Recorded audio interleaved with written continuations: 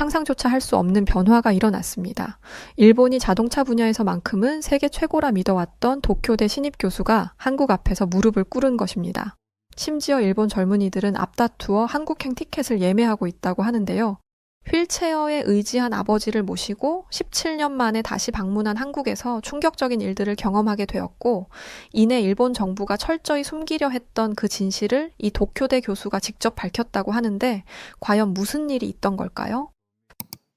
저는 도쿄대학 교육학부의 신입 교수인 36세 여성 사카모토 유타입니다. 일본의 한류 문화 열풍은 정말 장난 아닌 수준인데요. 학생들을 가르치다 보면 한류에 대한 인기가 더욱 실감이 나곤 합니다. 전 어릴 적 한국과 인연이 있기도 하고 제게 한국은 참 좋은 곳으로 남아있는 곳이죠. 고등학교 3학년 시절 정말 예민할 때였어요.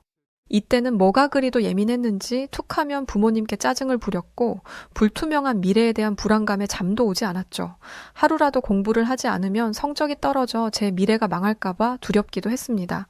그 와중에 단체 수학여행을 간다는 소식을 접했고 전 이 소식을 듣자마자 불평불만을 털어놨죠. 이렇게 중요한 시기에 무슨 수학여행을? 그것도 해외로 간다는 거야? 도대체 공부를 하라는 거야? 말라는 거야? 하루라도 진도 못 빼면 따라가기 벅찬데 정말 짜증난다. 물론 그렇긴 한데 이참에 한국 가서 머리도 싹 비우고 오면 오히려 더 맑아지고 기운이 좋아지지 않을까? 어차피 가야 할 수학여행인데 기분 좋게 다녀오면 좋지. 좋은 추억도 남길 수 있고 말이야. 저처럼 불평을 늘어놓는 친구들도 있었고 또 반대로 너무 행복해하는 친구들도 있었습니다. 그렇게 의견이 분분한 가운데 저희들은 한국으로 수학여행을 가게 되었어요. 툴툴거리긴 했으나 막상 여행을 오니 그렇게 설레고 좋았습니다. 난생 처음 비행기를 타고 해외로 나온 거라 신기하기도 했죠. 제가 고등학교 시절에 봤던 한국은 그렇게 막 대단한 모습은 아니었어요. 그저 일본과 다른 모습이 신기했을 뿐이었죠. 다만 3학년 전교생이 함께한 수학여행이니 저희를 통솔하는 선생님들은 많이 괴로우셨을 겁니다. 수학여행 일정을 소화하면서도 늘 선생님께서는 이탈하지 말라는 말을 신신당부하셨죠. 그러던 어느 날 밤 저는 같은 숙소를 쓰던 친구 한 명과 사고를 칠 계획을 세웠어요. 여기까지 왔는데 그냥 자기가 너무 아쉬운 거죠. 늦은 밤이니 선생님들도 모두 잠들었을 테고 바로 근처에 있는 편의점에 가서 간식거리를 사와 과자 파티를 열자는 계획이었습니다. 저와 친구 한 명 이렇게 단 둘이 다녀오기로 했고 무사히 편의점에 도착해 과자를 한 가득 사고 숙소로 돌아가려는데 그만 길을 잃고 말았어요. 한밤중이고 말도 통하지 않는 이 낯선 한국에서 도움을 청할 길이 없어서 너무 공포스러웠습니다. 그때 한 할아버지께서 저희에게 다가왔고 어렵사리 대화를 해가며 숙소까지 안전하게 저희를 데려다 주셨죠. 그때 그 할아버지를 만나지 않았더라면 저와 친구는 밤새도록 그 거리를 돌아다니며 무슨 일이 벌어졌을지 모릅니다. 할아버지뿐 아니라 한국에서 수학여행을 보내는 시간 동안 한국인들은 전부 친절했던 기억이 있어 한국에 대한 기억이 좋았었죠. 그래서 요즘 일본의 한국 문화가 강타하며 젊은이들이 한국에 열광하는 것을 보면 가끔 그때의 추억이 떠오르기도 해요. 저 역시 K-팝과 K-드라마를 많이 좋아하는 편이기도 하죠. 그런데 일본 정부는 이런 일본의 상황을 아주 못마땅해 하고 있습니다. 그래서인지 최근 교육책에 다케시마 강화를 하며 위안부와 같은 내용을 감추고 있죠. 다케시마 고유 영토 강화라는 주제는 일본의 역사 교육과 관련된 아주 민감한 문제 중 하나입니다. 다케시마, 즉 한국에서는 독도라 불리는 이것을 두고 영유권 분쟁이 있죠. 일본의 교육과 관련된 책이나 정책에서 이 주제를 다룰 때는 일본의 입장만을 강조하고 있고 이 결과 한국과 일본 간의 정치적, 역사적 논쟁과 관련된 내용을 다루기도 합니다. 일본에서는 이 주제가 역사 교육에서 자주 다뤄지고 있으며 특히나 일본 내에서 자국의 영토와 관련된 문제를 강조하는 교육을 하죠. 반대로 한국에서는 이 내용을 반박하고 한국의 입장으로 교육하는 아주 상반된 상황이라는 것을 알고 있습니다. 또한 일본의 위안부 문제는 한국을 비롯한 많은 나라들에서 오랜 논란과 갈등을 일으킨 민감한 역사적 사안이죠. 위안부는 제2차 세계대전 중 일본 제국 군대에 의해 강제로 동원된 여성들을 가리키는 용어로 주로 한국, 중국, 필리핀, 인도네시아 등에서 피해자가 발생한 것으로 알고 있어요. 일본 정부는 한동안 이 문제를 공식적으로 인정하거나 사과하는 것을 미루어 왔고 이로 인해 국제적으로 아주 많은 비판을 받았다는 것도 알고 있습니다. 제가 교수로 있다 보니 수많은 역사를 접하고 배울 기회가 있었기에 전 왜곡된 사실을 이미 알고 있어요. 그러나 일본 정부는 위안부 문제에 대해 공식적으로 부인하거나 이를 축소하려고만 하죠. 예를 들자면 일본의 교과서에서는 위안부 문제를 제대로 다루지 않거나 왜곡된 내용을 기재하는 경우가 대부분입니다. 또한 일본의 정치인들이 위안부 문제를 부인하거나 자발적이었다는 주장을 하며 피해자들의 고통을 무시하거나 경시하는 발언을 삼기도 했죠. 그러나 역사는 아무리 왜곡하고 숨긴다고 한들 진실 앞에서는 어떠한 거짓도 감출 수 없다고 생각해요. 제가 일본인이지만 이런 일본 정부의 현실과 태도는 정말 부끄러울 뿐입니다.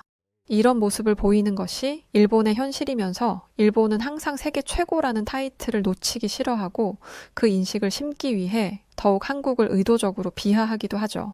일본과 한국은 역사적으로 깊은 관계가 얽혀 있으며 두 나라 사이에서 여러 갈등과 경쟁은 지속되고 있습니다. 심지어 일본과 한국은 다양한 외교적 갈등을 겪고 있으며 이로 인해 양국 간의 긴장 관계가 형성되기도 했어요. 예를 들어 일본의 역사교육, 독도 문제, 위안부 문제 등이 외교적 갈등을 일으키면서 한국을 비하하는 발언이 나올 때가 많죠. 일본 정부는 늘 한국을 어떻게든 비난하고 비하하려 노력하지만 사실상 한국에는 어떠한 타격도 없다는 것이 팩트입니다. 심지어 일본 정부의 노력에도 아랑곳하지 않고 일본 젊은 층, 일명 MZ세대들은 한국 열광에 더욱 심취했죠. K-팝은 일본의 젊은 층에게 정말 큰 영향을 미친 한국 문화 중 하나입니다. 일본에서 한국 아이돌 가수들은 정말 큰 인기를 얻고 있으며 일본 내 팬미팅, 콘서트 등을 개최할 때마다 만석을 이루고 있죠. 심지어 그들의 인기를 증명이라도 하듯 한국 제품이라면 뭐든 품절 사태가 벌어질 정도입니다. K-팝뿐 아니라 한국의 드라마와 영화 역시 큰 인기를 끌고 있어요. 특히나 넷플릭스와 같은 스트리밍 서비스의 영향으로 한국 드라마와 영화를 더욱 쉽게 접근하면서 더 많은 인기를 끌게 되었습니다. 한국의 높은 인기의 수준을 알 수 있는 것 중 하나가 바로 젊은 층의 한국어에 대한 열정입니다. 한국을 너무 사랑한 나머지 한국어를 배우려는 일본의 젊은 층은 기하급수적으로 늘어나고 있어요. 실제로 제 강의를 듣는 학생들이 강의 시작도 전에 강의실에 모여 앉아 너무 열심히 공부를 하고 있기에 그 모습이 보기 좋아 무슨 공부를 그렇게 열심히 하냐고 물어본 적이 있었습니다. 그런데 제가 가르칠 교육학과 관련 공부가 아니라 전부 한국어 공부였죠. 아, 교수님, 저희 요즘 한국어 배우고 있거든요. 몇몇 애들은 과외도 받고 인터넷 강의를 듣기도 하거든요. 그래서 서로 알려주면서 같이 배우고 있어요. 아직 강의 시작 전이니 자유롭게 한국어 공부해도 괜찮죠? 강의 시작 전에 자발적으로 학생들이 이렇게 열심히 공부하는 걸 저는 본 적이 없었습니다. 그래서 전 학생들에게 한국어 공부를 왜 하냐고 물었고 놀라운 대답이 나왔어요. 한국어는 꼭 배우고 싶어요. 한국어를 배우면서 한국에 대한 역사도 알고 싶고 저희랑 얽힌 오해와 진실에 대해서도 제대로 알고 싶거든요. 그리고 드라마나 영화를 봐도 더 이해하기가 쉬울 거고 전 나중에 꼭 한국으로 이민 가서 살 거거든요. 그래서 미리 한국어 공부를 하는 거예요. 맞아요. 저도 한국으로 이민 가는 게 제 꿈이라 미리 공부하고 있어요. 요즘 한국어 공부 안 하는 일본 대학생은 아마 없을걸요? 저희들끼리 모이면 일어가 아니라 한국어로 대화하기도 하는 게 하나의 유행 같은 거거든요. 학생들의 말을 듣고 정말 많이 놀랐습니다. 제가 생각했던 것보다 일본의 젊은 층에 한국이라는 나라는 정말 깊이 파고 들어 있었죠. 한 나라의 언어를 공부한다는 것은 결코 쉬운 일이 아닌데 그 이유가 정말 그 나라를 좋아해서 살고 싶어서라니 충격적이었어요. 심지어 하나같이 미래에는 꼭 한국으로 이민을 갈 거라고 확신에 들어 말하는데 어쩌면 제가 생각했던 것보다 일본의 현실이 더욱 좋지 않다는 것을 알았습니다. 저는 도대체 왜 일본의 젊은이들이 일본을 떠나 한국으로 이민을 가려는지 궁금했고 알아보기 시작했어요. 실제로 한국으로 이민을 고려하거나 실제로 이민을 가는 경우가 많이 증가하고 있는 추세였습니다. 일본 젊은 층이 한국으로 이민을 가는 이유는 단순히 K-팝이 너무 좋아서 한국이 좋아서라기보다는 꽤 구체적인 이유들이 있었어요. 한국은 기술 산업과 문화 산업에서 큰 성장을 이룩했으며 특히 IT, 게임, 디자인 등 창의적이고 혁신적인 분야에서 많은 기회를 제공하고 있었습니다. 그렇다 보니 일본의 젊은 층은 이러한 기회를 찾아 한국으로 이민을 고려하는 경우가 많았죠. 또한 한국의 대학교와 대학원 프로그램은 일본에서 공부하는 젊은이들에게 매력적인 선택지가 될 수 있었어요. 그리고 한국은 일본과 다른 문화적, 사회적 차이를 보이고 있지만 그 중에서도 더욱 개방적이고 혁신적인 태도가 일본 젊은 층의 마음을 사로잡았죠. 예를 들면 한국의 다양성을 중시하는 문화와 빠르게 변화하는 트렌드, 그리고 자유로운 라이프 스타일이 일본의 젊은 층에게는 큰 흥미를 느끼게 만들었습니다. 무엇보다 이 점을 알고 가장 가슴이 아팠는데 일본을 떠나는 큰 이유 중 하나가 일본의 경제 둔화와 저출산 문제, 그리고 취업 시장의 경쟁 심화에 지친 젊은 층이 가능성이 높은 한국으로 도망치듯 간다는 것이었죠. 한국은 상대적으로 가능성이 매우 높고 큰 산업이 많으며 일부 분야에서는 더 나은 직업 기회를 얻을 수 있다는 것이 아픈 현실이었습니다. 이민이라는 것이 결코 쉬운 결정이 아니라 생각해요. 언어의 장벽 및 문화적 차이, 그리고 한국과 일본은 정치적, 역사적으로 복잡한 관계이니 더욱 어렵다고 생각합니다. 그럼에도 불구하고 한국을 선택하는 일본 젊은 층의 현실은 참 서글픈 현실이 아닐 수 없었죠. 그러다 문득 저는 일본과 한국에 대한 외국의 인지도 수치와 평판들이 궁금해졌어요. 과연 외국에서 보는 두 나라는 어떤 모습일까 하고 말이죠. 그렇게 알아본 결과 일본을 바라보는 외국의 시선은 일반적으로 시기에 따라 변동이 매우 컸고 역사적, 정치적 요인이 항상 불안정하게 영향을 미치고 있다는 것을 알 수 있었습니다. 한마디로 정리를 해보자면 부정적인 시선들이 꽤 많은 국가에서 쏟아지고 있었죠. 그에 비해 한국은 문화, 경제, 국제 행사 등을 통해 전 세계적으로 긍정적인 이미지를 크게 구축하고 있었습니다. 특히나 한류의 영향으로 현대문화에 대한 관심도가 점점 더 높아지고 있었고 이는 한국의 국가 이미지 제고에 큰 역할을 하고 있었죠. 딱 수치와 평판을 비교해보니 비로소 명확하게 두 나라의 현 상황이 어떤지가 보였습니다. 사실 한국이 일본보다 우수한 평가를 세계적으로 받고 있다는 것은 정말 놀라운 일이긴 했어요.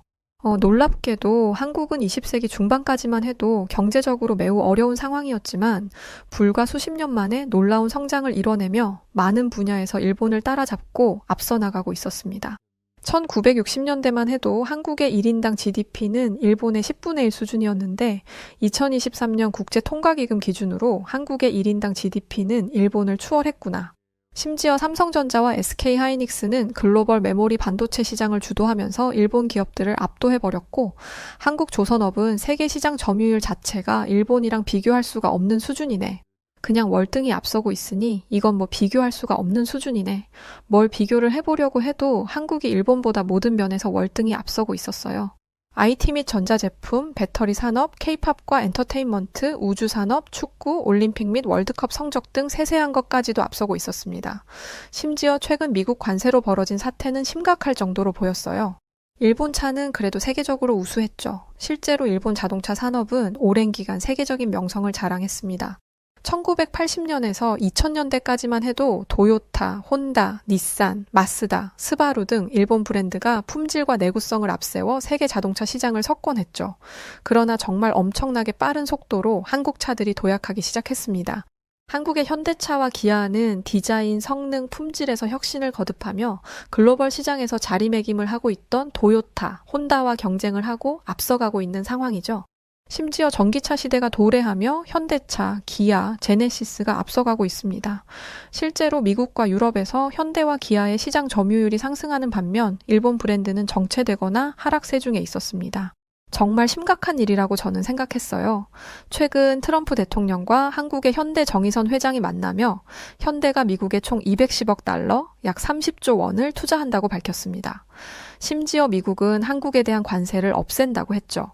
여기서 문제는 바로 이거였습니다. 한국 자동차는 미국에서 무관세인데 일본은 이트 관세를 내라는 건 조금 아니지 않나?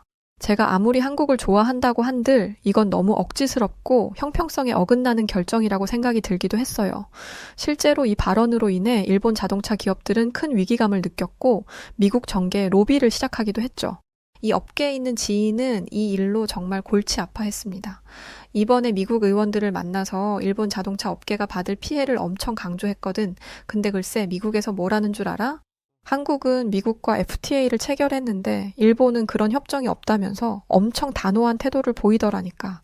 이건 진짜 불공정한 거야. 우리한테도 동등한 기회를 줘야지. 그럼 미국에서 FTA를 체결하지 않은 걸 원인으로 삼고 있다는 거야? 꼭 그렇다고 단정 지을 수는 없지만 미국 의원들이 그 말을 하면서 시시비비를 가리는 걸 보면 이유 중 하나라고 할 수밖에 없지. 지인에게 들어보니 제가 생각한 것보다 사태는 더욱 심각했어요. 심지어 더 충격적인 소식이 들려왔습니다. 한 경제 뉴스에서 한국의 현대차가 미국 내 공장을 대폭 확장한다는 소식까지 이어졌죠.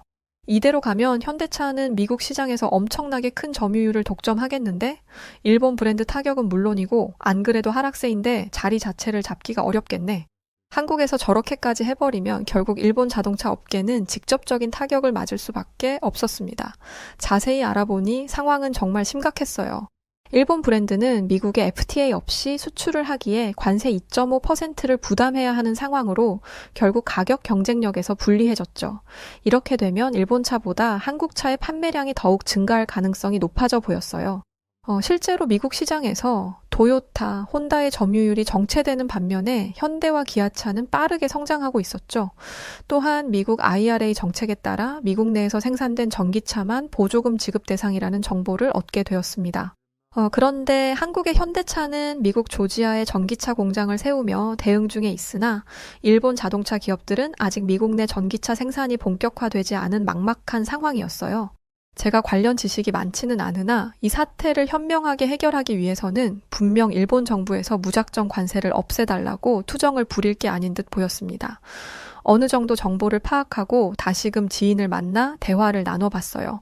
내가 관세 관련해서 알아보니까 상황이 꽤 심각하던데 대응 전략이나 뭐 그런 건 아예 없는 거야? 그냥 이대로 직진하면 진짜 일본 브랜드는 자리도 못 잡을 것 같던데 말이야. 미국이랑 무역 협정을 체결하거나 특정 자동차 관세 혜택을 요구하는 방향도 고려 중에 있고 도요타, 혼다 등이 미국 공장을 확장하거나 전기차 생산을 확대해서 IRA 혜택을 받을 가능성도 어느 정도 고려하고 있는데 이게 참 쉽지가 않지. 이미 한국이 미국 점유율이 너무 높고 인지도가 너무 높아졌거든. 어렵게 대응 전략을 세우고 맞선다고 해도 솔직히 한국을 뛰어넘는 게 가능할지 모르겠어.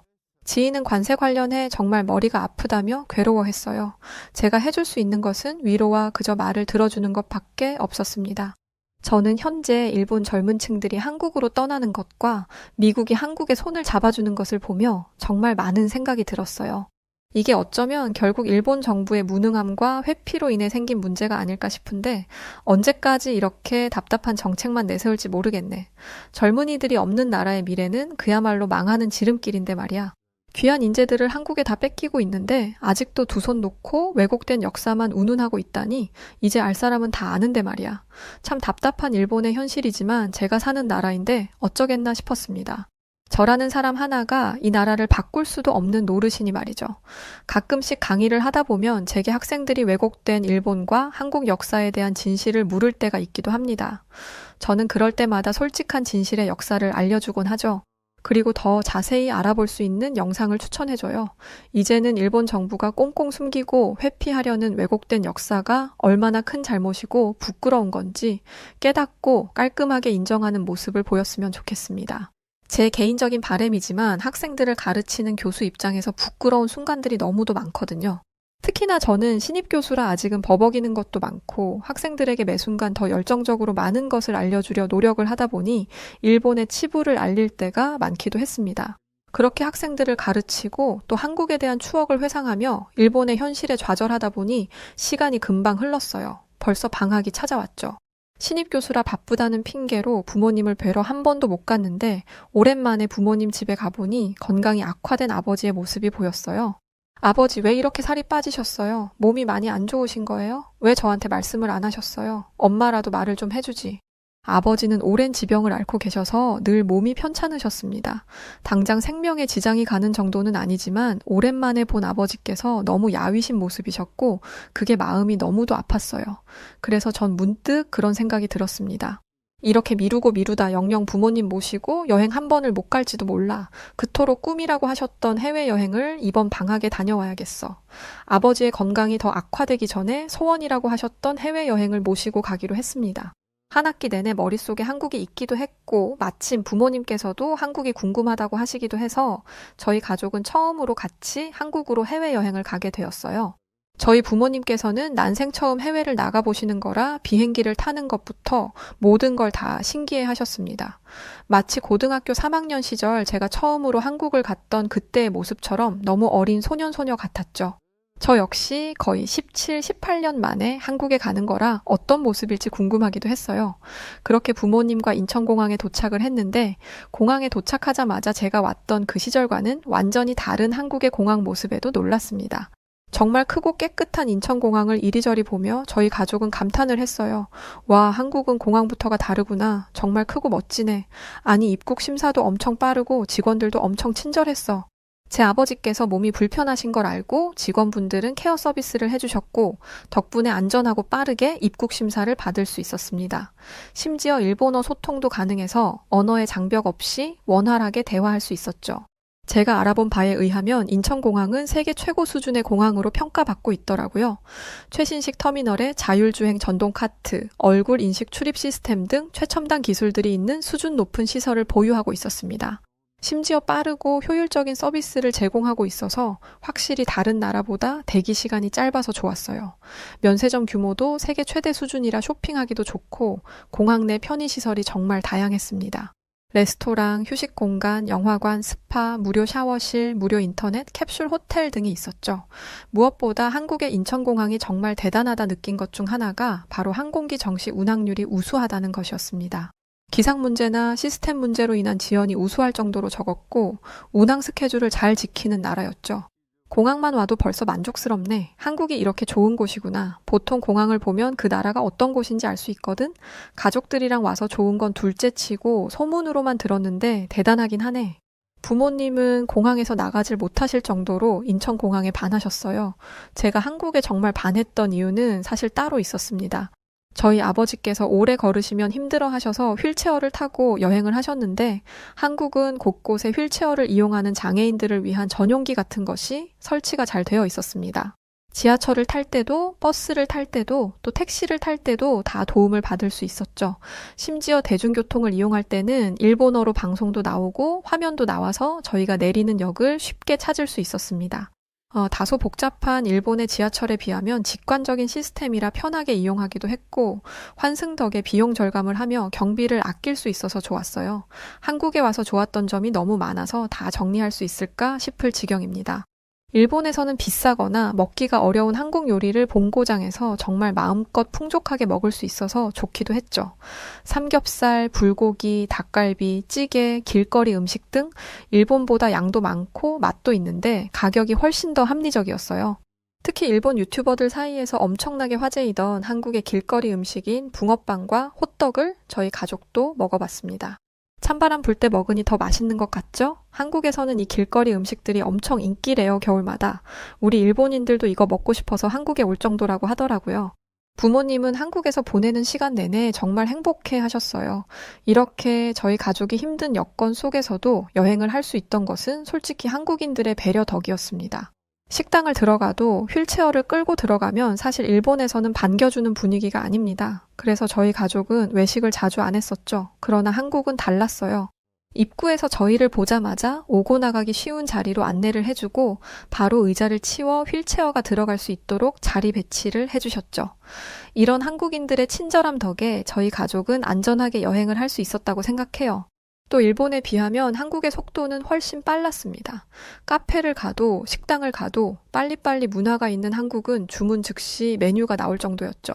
저희 부모님이 가장 신기해 하신 것은 바로 음식점에서 반찬이 무한으로 무료 리필이 가능한 것이었어요. 일본은 하나하나 다 돈을 지불해야 하거든요. 세상에 이 많은 반찬을 다 그냥 공짜로 주는 거야? 심지어 더 먹을 수도 있고 한국은 이걸 왜 공짜로 주는 거지? 일본이었으면 벌써 이 반찬값만 해도 돈이 얼마야? 나는 돈 내야 하는 줄 알고 안 먹겠다고 한 거였거든. 일본에서는 없는 한국의 문화들을 접하며 저 역시도 신기하고 좋았습니다. 참 정겨운 한국만의 느낌이 좋았어요. 또 신기했던 것은 서울의 반전의 매력이었죠. 서울의 빌딩 숲은 마치 첨단 도시 같은 느낌이 들고 세련된 느낌이었지만 또 반대로 한옥이 어우러진 전통미가 살아있는 아주 특이한 경관이 인상 깊었습니다. 북촌 한옥마을도 경복궁도 야경이 멋지던 남산타워도 어느 것 하나 빼놓을 수 없을 정도로 저희 가족들에게는 소중한 추억이었죠. 오래도록 걸어 다니고 밖에서 온종일 있으니 힘이 들 법도 한데 저희 부모님께서는 너무 좋으신 나머지 힘든 것도 모를 정도로 한국에서의 시간을 즐기셨어요. 조금만 더 빨리 모시고 올 걸. 우리 엄마 아버지 한 살이라도 더 젊으셔서 건강하실 때 모시고 왔으면 더 좋았을 텐데. 괜한 후회가 들 정도로 정말 이제 모시고 온 게 죄송할 정도로 행복해 하셨죠. 30대인 저도 하루의 일정을 마치고 나면 발이 다 아프고 힘든데 부모님은 오죽할까 싶었습니다. 그런데 한국의 호텔은 일본과 비교할 수준이 아니었죠. 일본의 호텔들은 대체로 작고 좁지만 비싼데 한국의 호텔은 훨씬 저렴하지만 넓고 퀄리티 자체가 남달랐습니다. 저희 가족들이 머무른 숙소만 해도 침대가 3개의 거실도 따로 있었고 욕조가 있어서 하루의 묵은 피로를 반신욕으로 마무리를 할 수 있었어요. 또 화장실 변기에는 손잡이 같은 게 있어서 다리에 힘이 없는 아버지께서 변기를 이용하기에도 편하셨다고 했습니다. 화장실 자체도 크고 널찍해서 아예 아버지는 휠체어를 타고 들어갔다 나오기도 하셨어요. 얼마나 여행이 행복하고 즐거웠는지 마지막 날 공항에서 비행기를 기다리는데 아버지께서 눈물을 훔치셨죠. 갑자기 눈물을 흘리시길래 깜짝 놀라서 바라보고 무슨 일인지 여쭤봤는데 아버지께 충격적인 말을 들었습니다. 내가 살아생전 이렇게 좋은 곳에 와볼 줄은 꿈에도 몰랐어. 다 늙어서 거동도 힘든 노인네라 일본에서도 나를 귀찮은 노인네 취급하는데 어떻게 외국인 한국인들은 나를 그렇게 따뜻하고 친절하게 대해주는지 참 곱씹을수록 내가 가슴이 저려오네. 아버지 놓고 왔으면 더 편하게 여행했을 텐데 어려운 결정해준 우리 딸한테도 고맙고 여러모로 너무 행복하고 감사해서 갑자기 눈물이 나네. 아버지의 눈물에 온 가족이 행복한 눈물을 흘리며 저희 가족의 한국 여행은 끝이 났어요. 먹먹함과 한국 여행의 여운은 생각보다 정말 오래 갔습니다. 일본에 돌아와 일상을 보내고 있는 지금까지도 저는 일본 젊은이들이 왜 일본을 포기하고 한국으로 가는지 이해가 갑니다. 막상 한국을 직접 가보니 더 많은 관심이 생겼고 제가 관심을 가지지 않으려 해도 이미 일본 SNS, 온라인, 오프라인에는 한국 문화가 아주 널리 퍼져 있고 그 강세가 어마어마하죠. 이 와중에도 끝까지 가리고 회피하려고만 시도하는 일본 정부의 행동이 참으로 못나 보이고 부끄러울 뿐입니다. 일본 정부는 정말 알아야 한다고 생각해요. 일본 정부 빼고 이미 전 세계가 사실을 알고 있다는 것을 말이죠. 그리고 앞으로 한국은 더욱 성장할 것이고 일본은 점점 더 낙후한다는 사실도 인정해야 할 것입니다. 그러니 트럼프도 결국 한국의 손을 더욱 꽉 잡은 것 아닐까 저는 그렇게 생각해요. 제가 당장 할 수 있는 것은 없지만 한국에 다녀오고 한국을 노래하는 부모님의 모습을 보며 아름다운 한국의 사계절을 다 보여드릴 수 있도록 노력하려 합니다. 이번 꽃이 피는 봄이 오면 또 다시 모시고 한국에 짧게라도 다녀올 예정인데 그때는 저번 한국에서 못 먹고 온 된장찌개를 꼭 도전해보고 싶어요. 정말 많은 것들을 먹느라 배가 터질 것 같아 못 먹은 게 자꾸만 눈에 밟혀서 이번에는 꼭 가족들과 꽃이 핀 한국에서 된장찌개를 맛있게 먹어보겠습니다. 저희 가족이 여행하는 동안 많은 도움을 주셨던 한국 분들에게 이 자리를 빌어 감사 인사를 대신 전하고 싶어요. 진심으로 너무 감사했고 덕분에 저희 부모님께는 평생 잊지 못할 행복한 시간을 만들어 드릴 수 있었습니다. 이번 봄에도 저희 가족을 잘 부탁드립니다. 여러분들 빨리빨리 이쪽으로 빨리요. 한 무리의 영국인들이 허둥대며 한 한국인으로 보이는 남성의 다급한 목소리에 맞추어 재빠르게 움직이는 모습이 보입니다. 이 외국인들은 한국말을 알아듣기라도 했던 것일까요? 과연 무슨 일이 있었기에 수많은 외국인들이 한국인의 목소리에 반응하고 있던 것일까요? 안녕하세요. 저는 영국 런던에서 살고 있는 엘리너 스털링입니다. 다들 영국이라는 나라에 대해서는 잘 알고 계신가요? 사실 저는 이전에는 한국이라는 나라에 대해서는 잘 몰랐었답니다. 지금은 누구보다 잘 알지만 말이에요. 물론 지금은 영국 사람들 대부분이 한국에 대해 잘 알고 있고 한국의 문화가 꽤나 멋지다고 생각하며 따라하려 난리들을 쳐대는 탓에 한국에 대해 잘 안다고 말하는 것이 유행처럼 번지고 있기는 합니다. 하지만 저는 진짜예요. 유행 때문에 잘 알고 있는 게 아니고 저는 한국이라는 나라에 대해 꽤나 진심인 편입니다. 왜냐고요? 제가 만났던 특별한 사람, 바로 윤지호 씨 때문이지요. 지호를 처음 만난 것은 몇 년 전이었습니다. 코로나가 막 없어지고 슬슬 나라들 사이의 경계가 풀어지기 시작할 무렵 저희 영국에서도 다양한 글로벌 행사들이 다시 개진되고 있던 참이었어요. 저 또한 그 물살에 합류하는 게 당연한 일이었죠. 제가 일하던 곳이 바로 영국 런던에 소재한 비영리 국제교육단체였거든요. 한동안 코로나 탓에 뜸했던 행사들이 다시 열을 올리기 시작했고 저 또한 코비드 사태 이후 처음으로 비대면이 아닌 오프라인 행사를 개최하게 되었다는 사실에 꽤나 들떠있던 상태였습니다. 제가 이때 준비했던 행사는 각국의 교육자들이 모여 세계적인 교육 방향성에 대해 논의하는 국제교육 포럼 자리였어요. 수많은 과정을 거쳐 이제 개최할 일만 남은 상태였죠. 그날은 모든 준비가 완벽했습니다. 세계 각국에서 모인 교육 전문가들, 정부 관계자들, 그리고 여러 명망이 있는 학자들이 런던으로 속속 도착했고 모두가 오랜만에 오프라인 행사에 기대가 커 보였어요. 행사 장소로 예약된 호텔도 런던에서도 손꼽히는 고급 호텔로 우리는 그곳에서 수개월간 준비한 교육 포럼을 성공적으로 치러낼 계획이었죠. 하지만 행사를 불과 몇 시간 앞둔 아침, 호텔 측에서 갑작스러운 통보를 받고 저는 심장이 쿵 내려앉고 말았습니다. 바로 코로나로 인해 정부의 새로운 방침이 내려졌고 호텔이 모든 대규모 행사를 취소하기로 결정했다는 것이었어요. 순간 저는 머릿속이 새하얘지며 패닉에 빠지고 말았습니다. 런던까지 비행기를 타고 넘어온 해외 인사들은 이미 도착해 있었고 포럼은 당일 저녁에 열릴 예정이었거든요. 안부를 물어오는 수많은 전화 속에서 저는 물론 행사팀 모두가 당황하며 서로를 향해 불안한 눈빛만을 보내고 있었습니다. 상황을 어떻게 해결해야 할지 몰라 당황스러웠고 누구도 마땅한 대책을 내놓지 못한 채 갈팡질팡할 뿐이었어요. 몇몇 팀원들은 차선책으로 일정을 미루거나 호텔과 재협상해 후일을 기약하자는 의견을 내놓기 시작했습니다. 어쩌겠어요? 여긴 영국인걸요? 우린 한때 유럽 국가 중 하나였다고요. 당연히 그저 어쩔 수 없다는 분위기가 팽배해졌죠. 상황을 탓하는 사람들, 무거운 한숨만이 행사장을 뒤덮고 있었습니다. 그런데 그때였어요. 그냥 이렇게 포기할 수는 없죠. 한 직원이 말을 꺼냈습니다. 저는 처음 듣는 목소리에 누구지? 싶어 그를 바라보았어요. 그는 간간히 지나다니며 마주치곤 했던 한 아시아인 직원이었어요. 그의 목에 걸린 명찰 목걸이에는 지호윤이라는 이름이 적혀 있었죠. 처음으로 제대로 보는 그의 이름이었어요. 그는 젊은 새내기 직원이었고 그동안 조용히 서류만 정리하며 행사 준비를 돕던 사람이었거든요. 솔직히 저는 그가 그저 어리고 뭘 잘 모르는 열정만 가득한 어리버리남이기 때문에 그런 말을 하는 거라고 생각했어요. 뾰족한 수도 없으면서 무슨 이라고 한숨을 같이 내쉴 뿐이었죠. 그런데 그는 누가 지시를 내리기를 기다리지 않고 바로 전화기를 들더니 어딘가로 전화를 걸기 시작했어요. 다른 대체 장소를 빠르게 물색하기 시작한 것이었죠.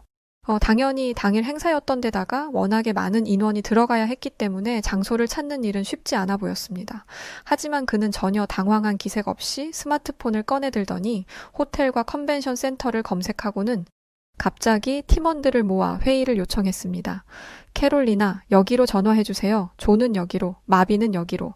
간단하게 인원과 시간만 공유하시고 안 된다고 하면 바로 다음 컨벤션으로 전화해주세요. 빨리 옮기면 행사를 제 시간에 열 수 있을 겁니다. 자, 움직이세요. 빨리빨리. 순식간에 그는 팀원들에게 장소를 분배해주고는 화이트보드에 표를 그리기 시작했습니다. 어디가 되고 안 되고 어디는 몇 시부터 몇 시까지만 되고 어디는 몇 명까지가 되고 이런 내용을 기록하라고 했죠. 어린 그의 지시에 모두가 놀란 듯 했지만 우선은 당장의 사건을 해결하는 것이 급했기 때문에 다들 뭔가에 홀린 것처럼 그의 말에 따라 전화를 걸기 시작했습니다. 그는 전화를 걸며 장소를 물색하는 팀원들을 내버려두고 이번엔 그 옆에 다른 팀원들에게 장비와 자료를 옮기도록 준비시키기 시작했어요. 빨리빨리. 그는 계속해서 빨리빨리를 외쳤어요. 빨리빨리는 한국말로 패스툴을 뜻한다고 말하며 웃더군요. 저는 전화 쪽 팀이었는데 솔직히 처음엔 저도 놀라기도 했고 내심 좀 건방지다는 생각도 하긴 했지만 이때 문득 그의 빨리빨리를 들으며 그런 생각을 했던 것 같습니다. 이거 안심된다는 생각이요. 왠지 모르게 그 순간 이 남자가 있다면 오늘 포럼이 무사히 해결될지도 모르겠다는 생각이 들었습니다. 10분 뒤 실제로 호텔 하나가 예약이 가능하다고 답변을 해왔습니다. 그 많은 인원을 준비하기란 호텔 측도 쉽지 않았을 텐데 말이지요. 우리는 모두 환호하며 박수를 쳤습니다. 다행히 큰 산 하나 넘었다고 생각했죠. 그러나 잠시 후 반전이 일어나고 말았습니다. 지금 안 쓰던 세미나실을 다시 열어주려고 보니 시설이 제대로 동작하지 않아 예약을 소화할 수 없을 것 같다고 하더군요. 그럼 그렇지. 순간 분위기는 다시 무거워졌습니다. 그러나 지호는 굴하지 않았습니다. 그는 곧바로 그 다음 후보지에 전화해 빠르게 예약 가능 여부를 물어보았어요. 몇 번 안 돼요. 또 다시 장소를 약속받았지만 그마저도 곧바로 다시 전화가 와서 역시 당일은 안 되겠다고 취소 의사를 밝혀왔습니다. 저는 역시 당일 예약이 가능한 곳은 없다고 생각하며 고개를 저었어요. 그리고 지회에게 다가가 어깨를 잡으며 말했죠. 아쉽게 됐지만 정말 수고했다고 말이에요. 그런데 그때였어요. 지호의 휴대폰이 울렸습니다. 지호는 절 바라보며 바로 전화를 받았어요. 어디였냐고요? 바로 지호가 맨 처음에 전화했던 호텔 컨벤션이었습니다. 몇 번의 응답이 오가고 잠시 후 지호는 절 보며 씩 웃더니 전화를 끊었습니다. 그리고 말하더군요. 런던 중심부 대형 컨퍼런스 센터라고 말이죠. 우리 팀원들은 당황해 지호에게 사실이냐고 물었어요. 그곳은 규모와 설비 면에서 더할 나위 없이 완벽한 곳이었고 오히려 처음 계획한 호텔보다 더 나은 장소였거든요. 지호는 문제없이 가능하다는 확답을 받았다고 했고 우리는 모두 환호했습니다. 이게 가능하다고 하는 생각이 들었죠. 그가 아니었다면 그날의 행사는 연기되었을 거예요. 아니, 어쩌면 그 해를 건너뛰게 되었을지도 모르죠. 말도 안 되는 크나큰 손실을 입게 되었을 것은 물론이고요.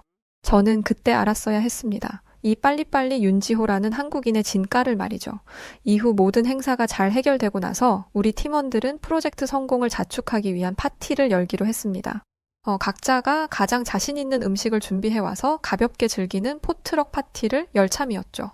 소소한 모임이었지만 모두가 빠짐없이 참여하는 자리였어요. 각자 가져온 음식과 음료들이 테이블에 놓였고 분위기는 나름 화기애애했습니다. 그런데 파티 시작 전 지호가 조금 늦었다며 웃으며 문을 열고 들어섰습니다. 그의 손에는 커다란 박스가 들려 있었어요. 다들 그래봐야 라자냐, 미트파이, 퀘사디아 등을 준비해왔던 터라 그가 들고 있던 박스는 단연코 눈에 띌 수밖에 없었죠. 그를 보며 한 팀원이 이게 뭐냐고 물었고 지호는 어깨를 으쓱이며 말했습니다. 한국의 대표 음식이요? 라고 말이죠. 헉, 한국의 대표 음식이라고? 저는 그의 말을 듣고 잠시 당황했습니다. 한국 음식이란 말에 솔직히 걱정이 들었거든요. 이전부터 한국 음식이 맵고 냄새가 강하다는 이야기를 들었기 때문이었어요. 특히 파티에 참석한 몇몇 사람들은 한국 음식을 한 번도 접해보지 않은 이들이었고 대부분의 직원들은 벌써부터 지호의 곁에서 슬금슬금 멀리 자리를 잡기 시작했습니다. 그때였습니다. 지호가 짜잔 소리를 내며 박스를 열었어요. 그가 박스를 열자마자 그 옆에 있던 베일리라는 팀원이 상자 안은 보지도 않은 채 눈살을 찌푸리더니 코를 막으며 소리쳤습니다. 이렇게 갑자기 열면 어떡해요. KFC나 사오지. 김치 같은 건 아주 끔찍한 냄새가 난다던데 이 빨간 건 뭐죠? 이거 먹어도 괜찮은 거 맞나요? 그 순간 파티장에 있던 사람들 사이에 미묘한 긴장감이 돌았습니다. 아무리 솔직한 사람이더라도 베일리의 말이 좀 지나쳤다는 생각이 들었거든요. 사람들은 은근히 당황한 기색을 보였지만 베일리는 멈추지 않고 굳이 더 말을 얹었습니다. 정말 싫은 표정이었어요.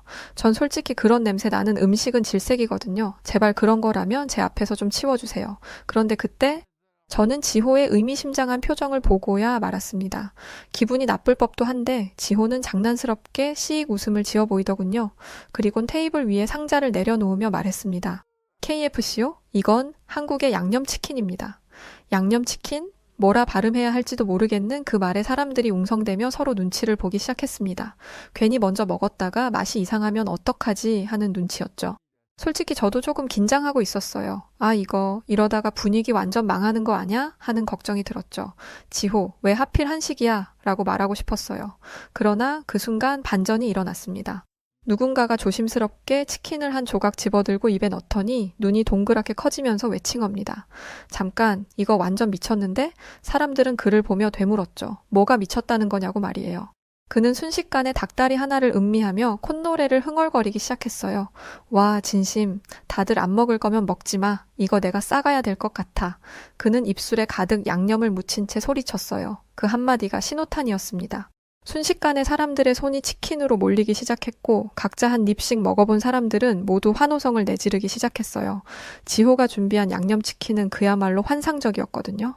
매콤하면서도 달콤한 양념이 입안 가득 퍼지며 지금껏 한 번도 먹어보지 못한 맛에 모두가 압도되고 만순간이었어요. 치킨을 먹은 사람들은 연신 손을 멈추지 못했고 말 그대로 그 맛에 환장해버릴 지경이었습니다. 심지어 아까 코를 막던 베일리조차도 결국 호기심에 한 조각을 집어들고는 입에 넣더군요. 어떻게 됐을까요? 네, 그녀의 표정이 순식간에 바뀌었습니다. 이게 정말 한국 음식이에요? 베일리는 두 눈을 크게 뜨고 놀란 듯 물었어요. 그리고는 연신 고개를 끄덕이며 치킨을 먹기 시작했죠. 진짜 맛있네요. 아까 제 말은 잊어주세요. 이건 우리 엄마가 해준 치킨보다도 맛있어요. 저는 베일리의 말을 들으며 지호가 왜 이렇게 큰 박스를 가져왔는지 이해할 수 있었습니다. 지호는 모두가 이렇게 양념치킨에 빠져버릴 줄 이미 알고 있었던 거겠지요. 모두가 지호의 양념치킨의 마법에 빠져들었고 파티장에는 웃음소리가 가득히 차올랐습니다. 저는 얌전해 보이면서도 이렇게 계속해서 거대한 바람을 일으키는 지호가 멋져 보였습니다. 그래서 다가가 그의 어깨를 잡으며 말했죠. 모두 당신 치킨에 미쳤어요. 완전 성공. 그렇게 파티는 점점 더 무르익어갔고 분위기는 최고조에 달했습니다. 사람들은 펀치를 마시고 춤을 추며 즐거운 한때에 빠져들고 있었어요. 시끌벅적한 분위기 속에 웃음소리가 끊이지 않았죠. 그런데 그때였습니다. 갑자기 방 안에 울려 퍼진 화재 경보음에 모두가 순식간에 얼어붙어버리고 말았어요. 처음에는 모두가 잠시 멈칫하며 장난으로 생각했지만 곧이어 연기가 방 안으로 스멀스멀 들어오기 시작했습니다. 상황이 심상치 않다는 걸 깨달은 순간 파티장은 순식간에 혼란에 빠지고 말았어요. 사람들은 당황해하며 출구 쪽으로 몰려들었고 일부는 소리를 지르며 우왕좌왕하기 시작했습니다. 저 역시 머릿속이 하얘지며 사람들을 진정시키려고 노력했지만 사태는 점점 심각해지고 있었어요. 출구가 열리자마자 빠르게 연기가 집안 안쪽부터 채우기 시작하고 있었거든요. 여긴 지금 너무 많은 사람들이 있었고 우린 고층에 있다는 사실이 떠올라 마음이 급해지고 있었습니다. 빨리 도망쳐야겠다는 생각만이 머릿속에 가득히 차올랐죠. 그때 저 멀리서 다급한 목소리가 들렸습니다. 아이, 저쪽 방에 아이가 있어요. 아이라고? 순간 저는 숨이 턱 막히는 기분이 들었습니다. 방 안에 갇혀있는 아이가 있다는 소리에 모두가 일순간 멈춰 섰어요. 그 사람이 가리키는 방 쪽은 출구와 반대편인 방향이었습니다. 출구에서 쏟아져 들어오는 연기가 다 그 방 쪽으로 들어가고 있었기 때문에 누구도 반대편으로 갈 용기를 내지 못하고 있는 것 같았어요. 도대체 웬 아이가 있다는 거지? 하고 생각하던 찰나 다른 직원이 외쳤습니다. 그 아이 베일리의 아이야 라고 말이죠. 저는 하고 깨달음의 비명을 외쳤습니다. 베일리는 아까 아이에게 먹일 음료수를 사러 간다며 나간 상황이었거든요. 저라도 당장 아이를 구하러 가야 한다고 생각은 들었지만 발이 움직이지 않았습니다. 저 역시도 술도 취해 있었기도 했고요. 그런데 그때 저 출구 앞쪽에서 누군가 다급하게 달려나오더니 저를 지나쳐 한순간의 망설임도 없이 그 방으로 달려가는 모습이 시야에 들어왔습니다. 아무도 미처 말리기도 전에 그는 이미 연기가 자욱한 방 안으로 사라졌죠. 모두가 그가 무사히 돌아올 수 있을지 불안해하며 초조하게 기다리고 있었는데 잠시 후 그 남자가 아이를 안고 방에서 빠져나왔습니다. 그는 연기에 그을려 있었지만 아이를 꼭 품에 안고 있었죠. 그는 바로 지호였어요. 저는 소리를 내며 입을 턱 막고 말았죠. 그러자 지호가 큰 소리로 외쳤습니다. 나가, 빨리 나가세요. 빨리빨리. 빨리빨리라고? 맞다. 빨리빨리. 모두가 일제히 지호의 목소리에 정신이 든 듯 다시 미친 듯이 출구로 빠져나가기 시작했습니다. 다행히도 불은 빠르게 출동한 소방서 직원들에 의해 진압되고 있었고 우리는 모두 무사히 밖으로 나올 수 있었어요. 건물 밖으로 나오던 저는 문 앞에서 발을 동동 구르며 눈물 범벅이 된 얼굴로 몸부림을 치고 있는 베일리를 볼 수 있었습니다. 저는 베일리에게 달려가 아이는 무사하니 걱정하지 말라고 그녀를 위로했죠. 잠시 후 제 뒤로 지호가 아이를 안고 나타났습니다. 베일리는 그 모습을 보고는 다리가 풀린 듯 주저앉으며 아이를 받아 안고는 눈물을 쏟았습니다. 베일리는 몇 번이고 지호에게 감사의 인사를 전하며 떨리는 어깨로 울음을 터뜨렸어요. 지호는 그런 베일리가 오히려 안쓰러운지 그녀의 앞에 앉아선 어깨를 두드리며 그녀를 위로했습니다. 그리고는 말했죠. 당연히 해야 할 일이었어요. 라고 말입니다. 저는 그런 그를 바라보며 깊은 감명을 받아 같이 눈물을 흘릴 수밖에 없었어요. 도대체 이 젊은 남자가 그동안 어떻게 살아왔는지가 궁금할 지경이었죠. 저는 다시 한번 깨달았습니다. 지호는 단순히 끝내주는 양념치킨 요리사가 아니라 진정한 용기와 따뜻한 마음을 가진 한국인이란 것을요. 그렇게 시간이 흘러 지호와 저는 한국에서 열리는 국제교육 포럼을 준비하게 되었습니다. 영국에서의 성공적인 행사를 마친 후 이번에는 한국에서 개최되는 행사였죠. 지호는 간만에 한국에 간다며 한껏 즐거워 보였어요. 저 또한 지호와의 우정으로 한국이라는 나라에 대해 궁금해지고 있던 때였기 때문에 꽤나 반가운 일이었죠. 그렇게 10시간이 넘는 비행 시간을 견뎌 도착한 한국. 저는 완전히 넉다운되어 숙소에만 누워있을 수밖에 없었어요. 지호는 제게 전화를 걸어 한국까지 왔는데 왜 누워만 있냐고 닥달을 하더군요.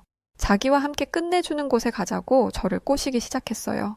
저는 한숨을 내쉬었지만 솔직히 내심 궁금하기도 했기 때문에 지호를 따라 나서기로 마음을 먹었습니다. 끝내주는 곳이라고? 엄청난 맛집을 데려가려나? 아님 근사한 클럽이라도? 이런저런 생각을 하며 설레이는 마음으로 지호를 만나러 갔죠. 그런데 들뜬 얼굴로 지호가 저를 데려간 곳은 바로 아차산이었어요. 저는 너무 황당해 말문이 막혔죠. 이게 지금 뭐 하는 거냐고 물었더니 지호는 밝게 웃으며 말하더군요. 원래 한국에선 주말에 자주 등산을 한다나요? 저는 거짓말하지 말라고 지호에게 말했지만 지호는 주변을 둘러보며 말했습니다. 이 수많은 사람들이 안 보이냐고 말이죠. 그건 사실이었어요. 건강해 보이는 한 무리의 한국 사람들이 엄청나게 산을 오르고 있었거든요. 이게 말이 되나 싶었지만 어쩌겠어요? 여행은 가이드맘인걸요? 사실 한편으로는 이 마르고 조용한 한국 남자가 그래봐야 얼마나 등산을 잘하겠어 하는 마음도 있었어요. 지호는 체격이 크지도 않았고 평소에도 조용히 일만 하던 사람이었기에 그저 가벼운 산책 정도나 되려나 라고 생각했죠.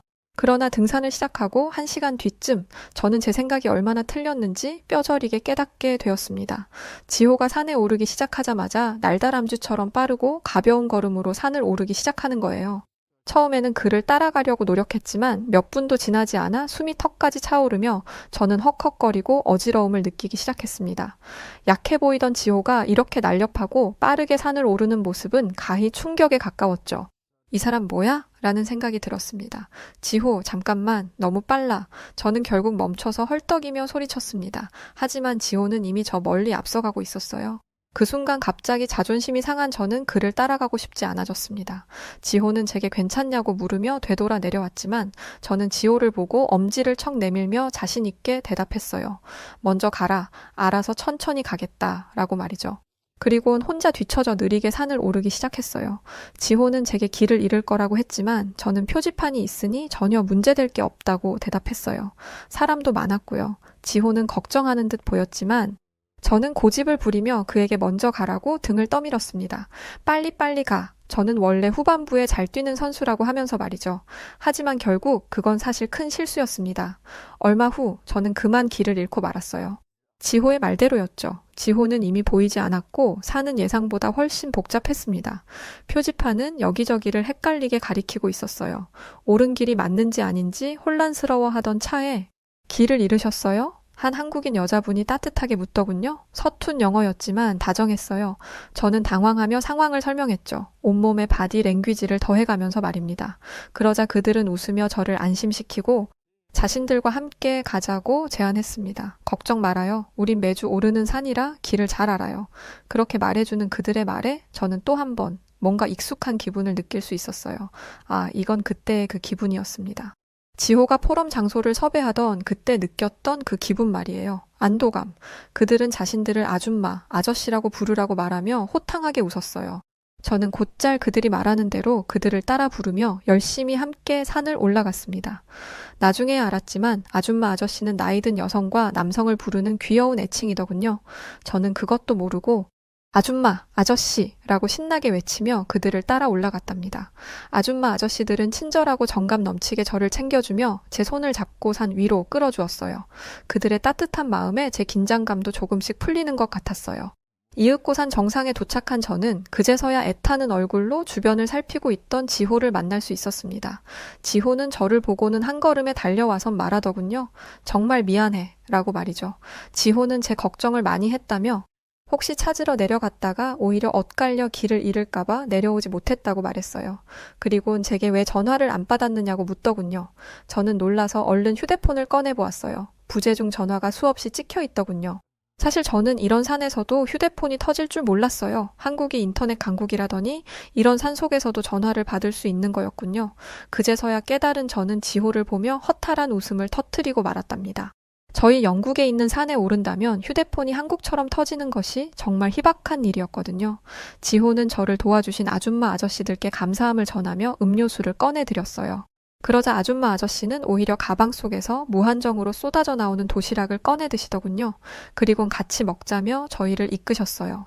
저는 얼떨결에 그분들과 함께 산 정상에서 돗자리를 펴고 앉아 김밥과 도시락을 나누어 먹으며 즐거운 시간을 보냈답니다. 영국에선 스시라고 하는데 한국에선 김밥이라고 하더군요. 근데 스시보다 김밥이 훨씬 더 맛있었어요. 시원한 바람을 맞으며 먹는 김밥은 정말 꿀맛이더라고요. 제가 어느 정도 기운을 차리자 지호는 저를 데리고 바위 쪽으로 가더니 자기를 따라하라고 말했어요. 그리곤 숨을 깊게 들이마시고 야호! 라고 외쳤죠. 재미있는 광경이었어요. 원래 한국에선 다 이렇게 한다고 하더군요. 저는 지호를 따라 야호라고 외쳤습니다. 지호라고도 외쳤어요. 지호는 절 보며 웃음을 터뜨렸죠. 저희는 그렇게 즐거운 한때를 보냈답니다. 이것이 바로 한국의 정이라고 하더라고요. 정, 너무 좋은 말이었어요. 그렇게 며칠 뒤 드디어 한국에서 교육 포럼이 열리는 날이 다가왔습니다. 며칠간의 즐거운 휴가를 즐긴 저는 포럼이 끝나면 영국으로 돌아가야 한다는 생각에 몹시 아쉬운 상태였어요. 그런데 그런 제 마음을 알기라도 하듯 길이 미친 듯이 막히기 시작하더군요. 분명히 길이 막힐 거라며 일찍 출발하자는 지호의 말에 일찍 나왔음에도 불구하고 시간은 점점 촉박해지고 있었습니다. 저는 발을 동동 구르며 어찌 해야 할지 애만 태우고 있었어요. 그런데 그때 옆에 있는 지호는 휴대폰만 보고 있더군요. 이 한가함은 뭐지? 하는 마음에 뭐 하냐고 물었죠. 하지만 지호는 대답하지 않았어요. 저는 답답함에 한 번 더 물었죠. 뭐 하냐니까 이제 시간 다 됐어. 그러자 지호가 바로 휴대폰 화면을 끄더니 기사에게 외쳤습니다. 여기서 내리겠다고 말이죠. 저는 어리둥절한 얼굴로 지호의 손을 잡고 택시에서 뛰어내렸습니다. 그리고는 순식간에 근처 지하철역으로 내려갔죠. 지호는 휴대폰으로 가장 빠른 대중교통 경로를 다 알아놨다며 막힘없이 저를 안내하기 시작했어요. 한국의 대중교통 어플은 심지어 어느 칸 몇 번 위치에서 지하철을 타고 내리면 가장 빠르게 환승할 수 있는지까지 알려주더라고요. 놀라움을 다 느낄 새도 없이 저는 곧바로 포럼 장소에 도착할 수 있었습니다. 빨리빨리 다 놀랄 틈도 없이 빨리빨리 움직여버리는 한국인들의 움직임이란 또 다시 그의 대처 능력에 감탄하지 않을 수 없었답니다. 정신없었지만 한국의 놀라운 대중교통 시스템에선 소름마저 돋았죠. 그날의 포럼은 성공적으로 마무리되었습니다. 특히 지호뿐만 아니라 한국 학생들이 발표하는 모습은 정말로 인상적이었어요. 밝고 총명한 검은 눈동자는 저에게 깊은 인상을 남겼고 한국의 교육 시스템이 왜 세계적으로 주목받는지 알 수 있는 자리였습니다. 지호가 어떻게 저렇게 지혜롭게 자랐는지를 느낄 수 있는 자리였죠. 꿈 같던 한국에서의 모든 일정이 끝나고 저는 영국행 비행기에 몸을 실었습니다. 창밖으로 점점 멀어지는 서울의 풍경을 바라보며 제 가슴 한편에 깊은 공허함이 밀려오더라고요. 왜일까요? 모두가 유럽 여행을 꿈꾸며 살고 저는 다시 아름다운 영국으로 돌아가는 것뿐인데도 말이죠. 이상하게도 제 마음속 깊숙한 곳에서 벌써부터 한국으로 다시 돌아가고 싶다는 생각이 꿈틀대고 있었습니다. 어쩌면 이건 다름 아닌 지호 덕분이었던 것 같기도 해요. 그와 함께한 시간들, 그리고 그가 보여준 따뜻한 마음씨가 제게 단순한 여행의 경험 그 이상의 것을 남겨준 것 같았습니다. 지호는 한순간도 저를 실망시키지 않았고 한국에서의 제 경험을 특별하게 만들어 주었죠. 다른 사람들도 마찬가지였어요. 한국의 따뜻한 정, 배려심, 그리고 사람들과 나눈 교류는 마치 오래된 책의 한 페이지처럼 제 가슴에 깊이 남겨져 있었죠. 저는 눈을 감고 한국에서의 여정을 되돌려 보았습니다. 한국의 산 정상에서 만난 아줌마, 아저씨들, 그리고 함께 나눈 김밥 한 줄. 그 소박한 한 끼마저도 평생 잊을 수 없을 것만 같았어요. 따뜻한 미소, 무심한 듯 건네는 도시락의 정, 그 따스함은 영국에서 느껴본 적 없는 너무나도 깊은 인간적인 유대였거든요. 한국에서 마주한 사람들은 항상 다정했어요. 저는 언제나 환영받는다는 기분을 느낄 수 있었답니다. 비행기가 서서히 구름 위를 날아오르며 한국의 땅이 시야에서 사라져갔습니다. 그리고 그때 저는 속으로 확신했죠. 한국으로의 여정은 이걸로 끝이 아니라고 말이에요. 언제가 될지 모르겠지만 저는 반드시 다시 한국으로 돌아갈 거라고 다짐했습니다. 한국에서 느낀 그 따뜻함과 정, 그 모든 것이 제 마음속에 선명히 남아 저를 다시 불러들이고 있었습니다. 지호가 열어준 한국이라는 새로운 세계, 그리고 그 속에서 제가 경험한 모든 것들이 제 삶에 깊은 울림을 남겼다고나 할까요? 다시 한국의 거리에서, 산 정상에서, 그리고 따뜻한 도시락을 함께 나누는 그 순간들을 꿈꾸며 저는 그날 밤 영국으로 돌아가는 길 내내 마음 한구석에 한국에 대한 깊은 그리움을 품었답니다. 한국, 정말 그립습니다. 반드시 한국으로 꼭 돌아갈게요. 빨리빨리 말이죠. 네, 오늘 사연 여기까지입니다. 한국에 대해서 누구보다 잘 아신다고 하더니 정말인가 보네요. 지호 씨와의 만남이 정말 특별하게 느껴져요. 한국의 빨리 문화가 장단점이 있지만 긍정적인 시선으로 바라봐 주셔서 감사합니다. 꼭 다시 한국에 다시 놀러 오세요. 자, 오늘 사연 어떠셨나요? 사연이 재밌으셨다면 구독과 좋아요 꼭 부탁드리고 그럼 저는 여우튜브 송은지였습니다. 더 재밌고 유쾌한 사연으로 돌아올게요. 영상 끝까지 시청해주셔서 고맙습니다. 그리고 우리 구독자 여러분들 모두 감사드리고 늘 사랑합니다. 당신만의 여우